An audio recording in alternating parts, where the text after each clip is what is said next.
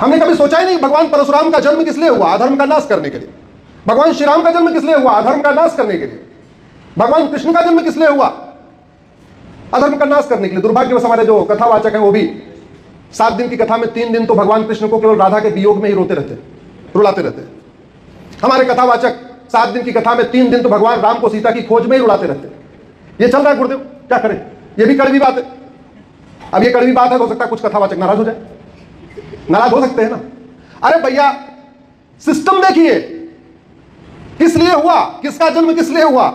अधर्म का नाश करने के लिए हुआ। दुर्भाग्यवश अधर्म के नाश के ऊपर चर्चा ही नहीं हो रही है। एक बड़ी चर्चा हो रही है गुरुदेव आजकल जातिवाद मिटाने में, बहुत चर्चा हो रही है, जातिवाद मिटाओ, जातिवाद मिटाओ। सवाल ये, जातिवाद आया कब? जब किसी बीमारी की चर्चा हो रही है तो पहले पता होना चाहिए बीमारी शुरू कब हुई। कुछ झूठे मक्कार कहते हैं सदियों से चल रही है जातिवाद। अरे कहां सदियों से चल रहा? जाति शब्द तो संस्कृत में ना हिंदी में। हमारे संस्कृत और हिंदी में तो जातक शब्द है, जातक, जाति शब्द ही नहीं है। कास्ट शब्द तो क्रिश्चियनिटी के बाद आया, जाति व्यवस्था क्रिश्चियनिटी के बाद शुरू हुई। हमारे देश में तो वर्ण व्यवस्था थी, और वर्ण के आधार में जो जिसका कार्य करता था वही कहलाता था। बनिया का लड़का सेना में चला गया, छत्री कहलाया। छत्री का लड़का बिजनेस करने लग गया, बनिया कहलाया। दलित का लड़का पठन पाठन करने लग गया, ब्राह्मण कहलाया। ब्राह्मण का लड़का दूसरा कार्य करने लग गया, दलित कहलाया। हजारों एग्जाम्पल है। आज हम 10,000 जातियों उपजातियों में बटे हुए, अगड़े पिछड़े, ब्राह्मण, क्षत्रिय, ये वो दुनिया भर के। उसमें एक बड़ी कॉमन चीज है, क्या? हमारी गोत्र व्यवस्था। अभी हम 10,000 जातियों में बटे हुए, और जाति व्यवस्था हमारी है भी नहीं है, फिर भी सरकारें जाति को बढ़ा रही हैं।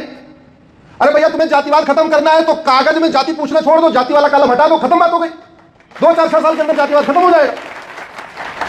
अभी जनगणना शुरू होने जा रही है गुरुदेव, उसमें 40 इंफॉर्मेशन मांगी जा रही है। उस 40 इंफॉर्मेशन में एक इंफॉर्मेशन जाति भी है। हम चले करें ठीक है तुम जाति भी पूछ लो। 40 चीज पूछ सकते तो एक चीज और नहीं पूछ सकते, क्या? गोत्र। 41 पूछ लो।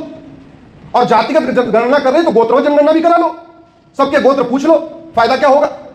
जो गोत्र ब्राह्मण का वही गोत्र क्षत्रिय का, वही गोत्र वैश्य का, वही गोत्र दलित का। जो गोत्र हिंदू का वही गोत्र जैन का, वही गोत्र बौद्ध का, वही गोत्र सिख का। जो गोत्र बंगाली का वही गोत्र गुजराती का, वही गोत्र मलयाली का, वही गोत्र कश्मीरी का। जो गोत्र हरियाणी का वही राजस्थानी का, वही मारवाड़ी का, वही कन्नड़ का, वही तेलुगु का, वही मलयाली का। गोत्र व्यवस्था लागू करो। अभी हम 10,000 जातियों उपजातियों में बटे हैं, हम 125 गोत्रों में जुड़ जाएंगे।